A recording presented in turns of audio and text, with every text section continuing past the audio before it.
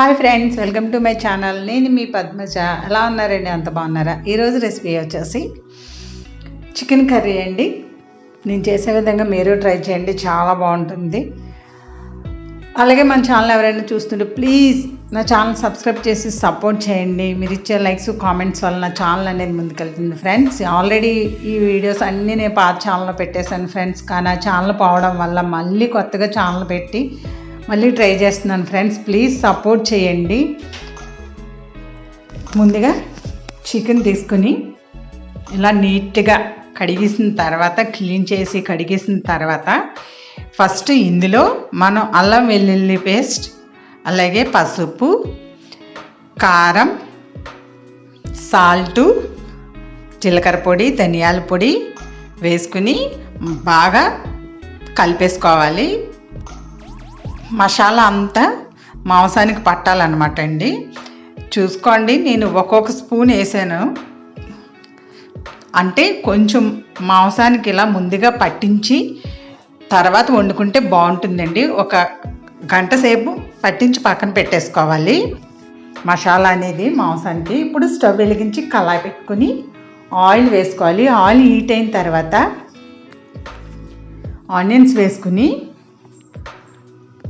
Onions, పచ్చిమిర్చి కలిపి fry చేసుకోవాలండి.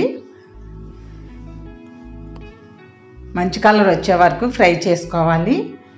నేను కొంచెం పెద్ద ముక్కలుగానే కట్ చేశాను. చూడండి, ఈ విధంగా అన్నమాట.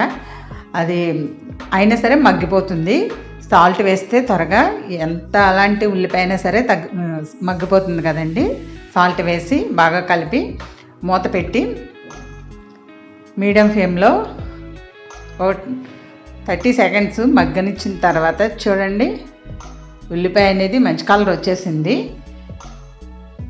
ఇందులో ఇప్పుడు నేను 2 టమాటాలు కట్ చేసి వేస్తాను. వేసిన తర్వాత టమాటా కూడా మగ్గాలండి.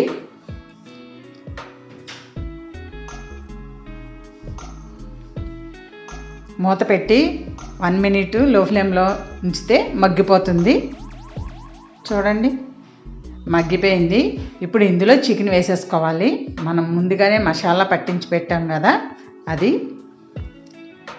మీరు ఎంత చికెన్ వండుకుంటారో ఆ చికెన్కి తగ్గట్టుగా మీరు ఎంత స్పైసీ తింటారో అంతగా ఉప్పు, కారం అనేది, మసాలా అనేది మీరు వేసుకోవచ్చు. నేను ప్రాసెస్ మాత్రమే చెప్తున్నానండి. ఈ రకంగా చేయండి, బాగుంటుంది. అది బాయిలర్ చికెన్కి బాగుంటుంది అన్నమాట. ఈ రకంగా చేస్తే ఇలా బాగా కలిపేసిన తర్వాత మూత పెట్టి చికెన్ని మగ్గనివ్వాలి. 2 మినిట్స్ లో ఫ్లేమ్లోనే మగ్గనిచ్చిన తర్వాత చూడండి, అడుగున మాడిపోకుండా చూసుకోవాలి. మాడిపోతే టేస్ట్ అనేది, కూర టేస్ట్ అనేది మారిపోతుంది కదండి. అందుకని మాడకుండా చూసుకోవాలి.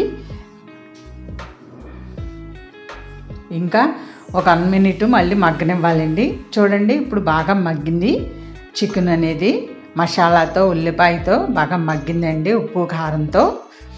ఇలా మగ్గిన మాంసాన్ని ఎక్కువసేపు ఉడకాల్చాల్సిన అవసరం ఉండదండి, త్వరగానే ఉడికిపోతుంది. అడుగుని మాడకుండా చూసుకోండి ఫ్రెండ్స్. లో ఫ్లేమ్లో కానీ మీడియం ఫ్లేమ్లో కానీ ఉంచుకుని కలుపుతూ ఉండాలి. అలాగే ఇంకా 1 మినిట్ మగ్గిన తర్వాత చూడండి, ఇంకా ఆయిల్ అనేది పైకి వచ్చింది. ఇప్పుడు ఇందులో బాగా కలిపేసుకొని వాటర్ వేసుకోవాలి.